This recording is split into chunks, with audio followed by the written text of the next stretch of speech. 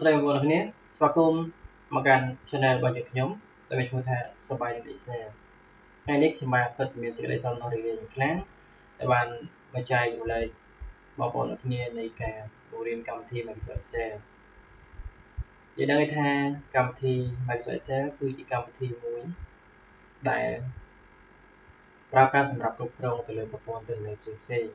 មានដូចជាប្រព័ន្ធគ្រប់គ្រងប្រតិវត្តប្រព័ន្ធគ្រប់គ្រងវិជីបុគ្គលិកប្រព័ន្ធគ្រប់គ្រង stock ប្រព័ន្ធគ្រប់គ្រង stationery និងគ្រប់គ្រងផ្សេងៗជាច្រើនទៀតសម្រាប់បងប្អូនដែលមានតម្រូវការក្នុងការយកទៅប្រើសម្រាប់គ្រប់គ្រងទិន្នន័យផ្សេងៗអញ្ចឹងមេរៀននេះគឺជាមេរៀនដំបូង basic សម្រាប់បង្ហាញអំពីមុខងារសំខាន់ៗនៅក្នុងការប្រើប្រាស់កម្មវិធី Microsoft Excel របស់យើងផ្ទាល់អញ្ចឹងបើខាត់ពេលយើងចូលទៅក្នុងកម្មវិធីតែម្ដងអញ្ចឹងដើម្បីចូលទៅក្នុងកម្មវិធី Microsoft Excel បានដំបូងបងប្អូនចូលពាក្យកន្លែង search ថា Excel កន្លែងនេះឬក៏បងប្អូននៅលើនេះមានលោតស្រាប់ហើយអញ្ចឹងបងប្អូនបើคลิกទៅវាមកคลิกពីរដងអញ្ចឹងវាដល់កន្លែងនេះវានឹងលោតកម្មវិធីអញ្ចឹងនៅក្នុងផ្ទាំងដំបូងនៅក្នុងកម្មវិធី Microsoft Excel នៅពេលដែលយើងចុចបើកវាទៅវានឹងលោតឲ្យយើងជារឿងវាមាន template មួយចំនួនដែលមានស្រាប់ហើយនឹងបាទកម្មវិធីដែលអត់ទាន់មានទិន្នន័យអត់ទាន់មាន template អីទាំងអស់នៅលើនេះអញ្ចឹងនៅក្នុងនេះយើងមានបែងចែកជា3កន្ធងទី1គឺ home នោះគឺជាទីតាំងរបស់កម្មវិធី Microsoft Excel ដែលមានលើនេះ home របស់យើងនិយាយទៅវាហើយកន្លែងហ្នឹងគឺជាកន្លែងកម្មវិធីរបស់វាផ្ទាល់តែម្ដងและ new យើងប្រើសម្រាប់បើកទិន្នន័យបើកមានន័យថាបើកផ្ទាំងកិច្ចការថ្មីយើងបើកផ្ទាំងកិច្ចការថ្មី new មានន័យថាបើកផ្ទាំងកិច្ចការថ្មីបងប្អូនគាត់ដល់បើកផ្ទាំងវាទៅវានឹងឲ្យយើងជ្រើសរើសផ្ទាំងកិច្ចការថ្មីរបស់យើងឬក៏យើងអាចទៅបើក template របស់កម្មវិធីដែលមានស្រាប់ចំណុច open ឡើយនេះគឺសម្រាប់បើក file ដែលយើងមានស្រាប់ហើយបងប្អូនចង់ទៅរក file ហ្នឹងយកបើកដើម្បីវាបន្តបងប្អូនចុច open ហើយបងប្អូនអាចទៅចុចប្រើទៅរក file របស់បងប្អូនរក្សាទុកចំណែកឯ3ខាងក្រោមនេះគឺសម្រាប់បាទបង្ហាញនៅមុខងារផ្សេងៗទៀតប៉ុន្តែ3នេះខ្ញុំអត់បង្ហាញទេដោយសារវាអត់សូវពាក់ព័ន្ធជាមួយនឹងកម្មវិធីនេះទេនេះគ្រាន់តែជា option ដែលយើងសម្រាប់ប្រើប្រាស់វាទេបាទអញ្ចឹងនៅមេរៀនផ្សេងៗខ្ញុំនឹងបង្ហាញកន្លែងនេះបន្ថែមអញ្ចឹងយើងចូលទៅ home វិញតទៅទៀតបងប្អូនคลิกពាក្យថា blank workbook ដើម្បីចូលទៅកម្មវិធី Microsoft Excel របស់យើងបងប្អូនdouble click មកតើយើង double click ហើយវានឹង load ចូលទៅក្នុងកម្មវិធីអញ្ចឹងនៅក្នុងកម្មវិធីយើងមាន function នៅលើនេះជាច្រើនសម្រាប់យើងយកមកប្រើអញ្ចឹងខ្ញុំនឹងលម្អិតវានៅ function មុខងារនីមួយៗឲ្យបងប្អូនបានដឹងសម្រាប់យកមកប្រើប្រាស់ថាតើមុខងារទាំងអស់ហ្នឹងយើងប្រើប្រាស់វានៅពេលណាអូខេអញ្ចឹងដើម្បីចូលទៅមុខងារខាងលើបានខ្ញុំបង្ហាញនៅផ្ទាំងកិច្ចការនេះសិនថាតើនៅក្នុងផ្ទាំងកិច្ចការហ្នឹងយើងហៅអីគេខ្លះយើងត្រូវដឹងអីខ្លះ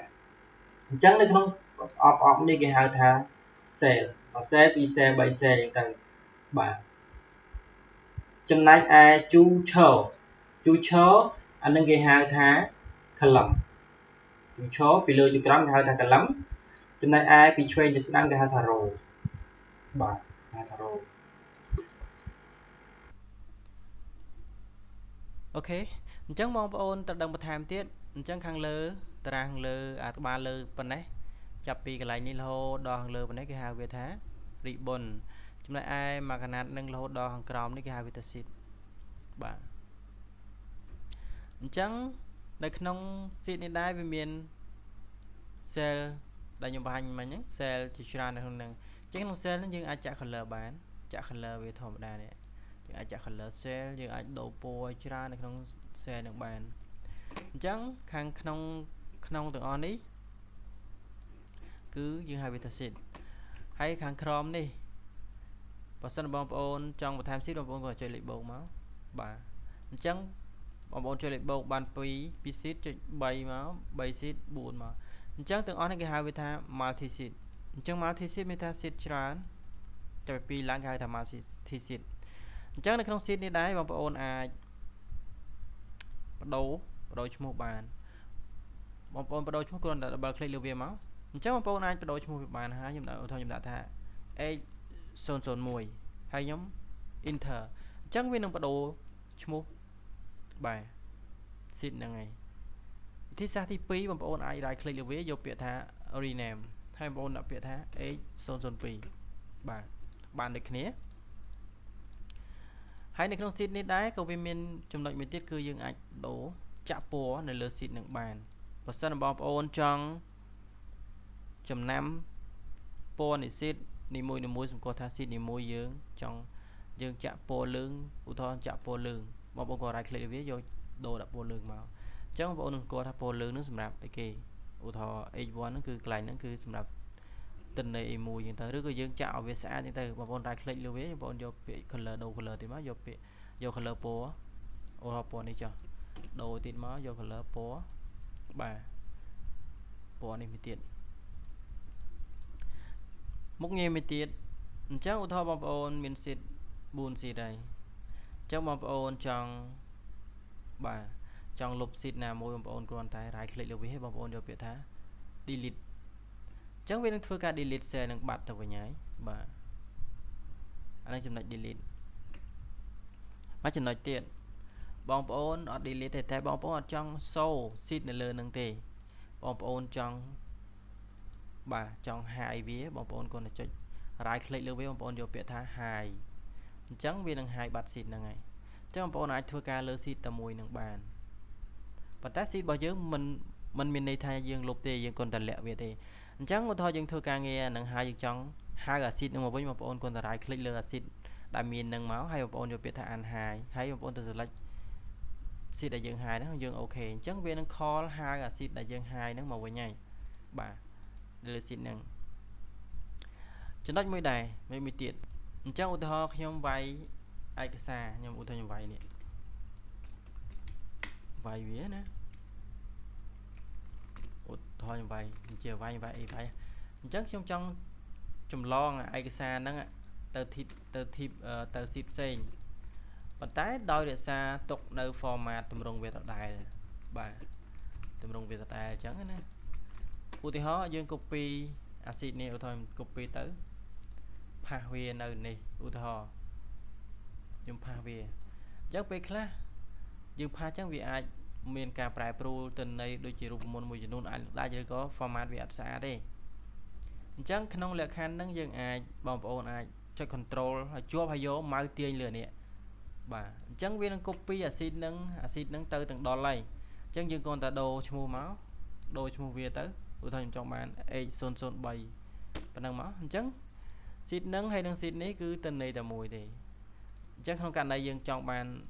format ហ្នឹងយកទៅប្រើ format ដដែលយកទៅប្រើណាបងប្អូនអាចប្រើវិធីសាស្ត្រហ្នឹងបានឬក៏បងប្អូនអាច right click លើវាដាក់ cursor លើហ្នឹងហើយ right click យកពាក្យថា move or copy តមកទៀតបងប្អូនចុចពាក្យថា create a copy ហើយបងប្អូនទៅ select អា seed ណាមួយដែលបងប្អូនចង់ copy វាទៅចង់ចម្លងវាទៅណាចង់ copy វា seed ទៅទាំងដល់បងប្អូនចុច OK មកអញ្ចឹងវាមកនេះឃើញទេអញ្ចឹងអាហ្នឹងវាមាន seed 2ឯងញ៉ាំអញ្ចឹងវិធីសាស្ត្រយើងមាន2អញ្ចឹងខ្ញុំនឹងប្រើមួយចំណុចទៀតតាក់ទងជាមួយនឹងកន្លែង seed នឹងដែរកន្លែង seed ខាងក្រោមនឹងដែរណាអញ្ចឹងបងប្អូនចង់ធ្វើអីបងប្អូនចង់ select seed នឹងទាំងអស់បាទចង់ select seed នឹងទាំងអស់បងប្អូនគ្រាន់តែយកម៉ៅដាក់លើនេះបងប្អូនចុច control ហើយចុច seed 1 2 seed 3 seed 4ហ្នឹងទៅអញ្ចឹងវានឹង select seed បងប្អូនទាំងអស់នៅលើហ្នឹងហើយបាទវិធីសាស្ត្រមួយទៀតលឿនបងប្អូនគ្រាន់តែដាក់ cursor លើនេះបងប្អូន right click យកពាក្យថា select all អញ្ចឹងវានឹងធ្វើការ select របស់យើងទាំងអស់គ្រប់ select របស់វាណាយើងនិយាយថាដូចយើងគ្រប់វាអញ្ចឹងបាទនៅក្នុងចំណុចហ្នឹងហើយមួយចំណុចទៀតបើសិនបើបងប្អូនចង់យើងចង់ call អា seed ណា data ទិន្នន័យផ្សេងមកបាទ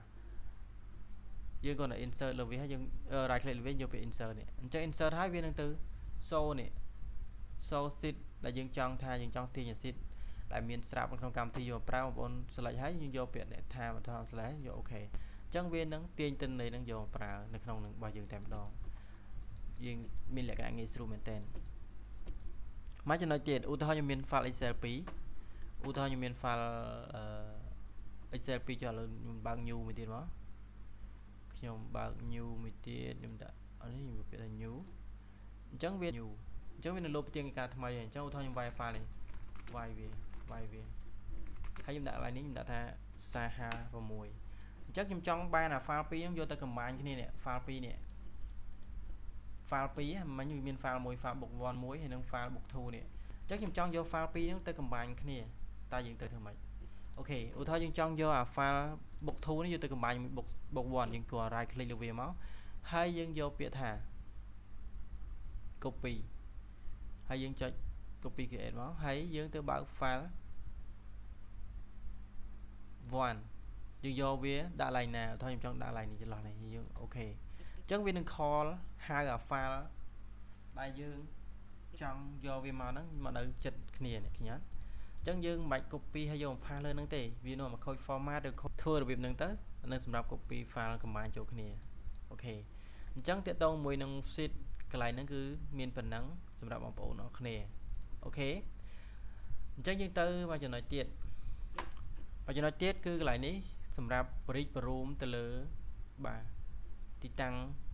របស់ sheet ក្នុងករណីថាយើងមាន sheet ច្រើន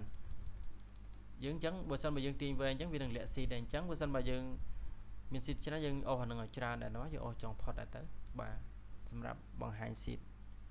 ហើយចំណែកមួយចំណុចទៀតកន្លែងនេះគឺសម្រាប់បរិចបរួមទៅលើបាទផ្ទាំងការងាររបស់យើងនេះបរិចបរួម